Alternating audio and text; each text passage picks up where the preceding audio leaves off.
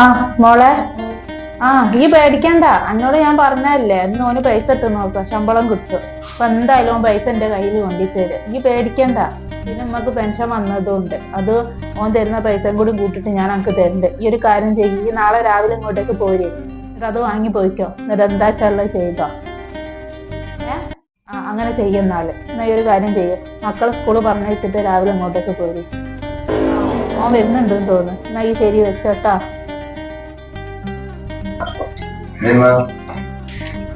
മോനെ എന്താ നേരം വൈകിയേ?